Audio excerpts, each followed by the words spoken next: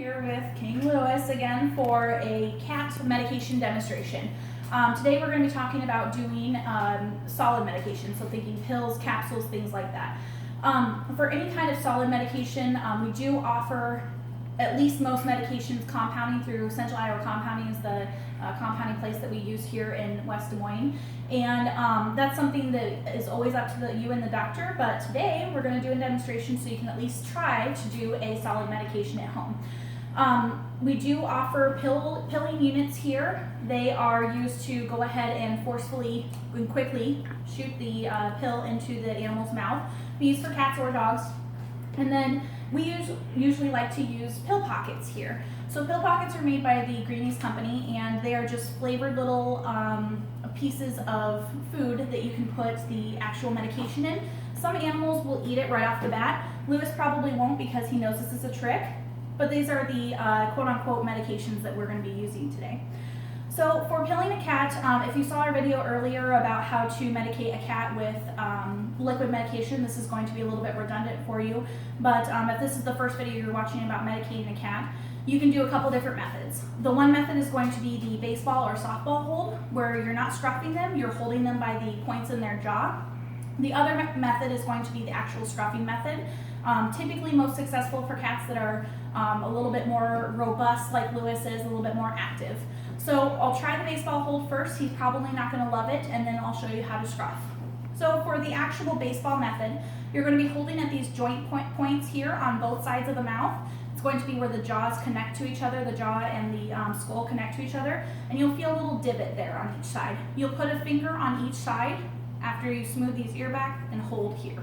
So I'm going to use my dominant hand for that, and I tuck my elbow behind him so that he can't back up too far.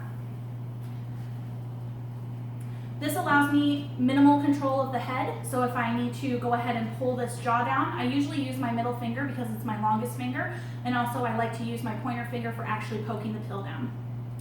So I'll hold it between my thumb and my finger, pry open the jaw, and attempt to get it as far back as possible, okay? This may take several attempts, especially with the baseball hold, just because the animal has a little bit more control over their head than they normally would with the scruffing method. The scruffing method, if done correctly, is not painful. So when I say done correctly, you're making sure that you're not lifting the animal by their full weight with their scruff, and you're making sure that you're not pulling it too tight or using your fingernails to dig into the skin. So when I use the scruffing, again, I use my dominant hand, and you're going to actually scruff.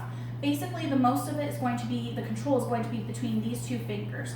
The rest of the fingers I usually use for support of the neck as I'm scruffing. So what I'm going to do is I'm going to scruff. You basically are putting your fingers like that in a V shape behind the ears, and you're pulling those just slightly together. And notice it does pull the skin a little bit away from the eyes, but it doesn't look like he's got his skin pulled all the way back. So again, scruffing with this. And this gives me much more control of the head and does immobilize the cat a little bit more. Some cats are still going to fight this, but at least most cats are pretty content with this, except for Louis's tail whipping around there. So this gives me more control of the head. I pull the head back, and then again, using my longer finger, I pry the jaw open and very quickly place it as far back into the throat as I can. The reason that you get it as far back in the throat as you can is because if you get it too far into the front of the mouth, then they can just easily spit it out. The further back you get it into the throat, the less easy it is for him to just flip his tongue and spit the pill out, therefore causing you to have to redo the method.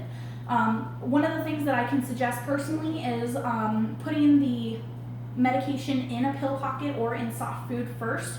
Offer them an empty pill pocket or an empty soft food so that when they eat it tentatively, they're less likely to find a pill in there and therefore be suspicious of the next one.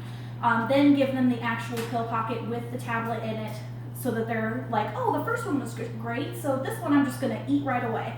If that doesn't work, then yes, the pilling method is usually what we suggest. And again, we do have the ability to compound most medications to make it easier for you.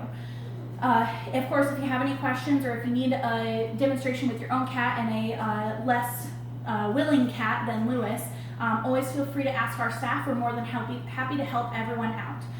Thanks again. This is Louis, and I'm Sarah, and that was our pilling demonstration. Thank you.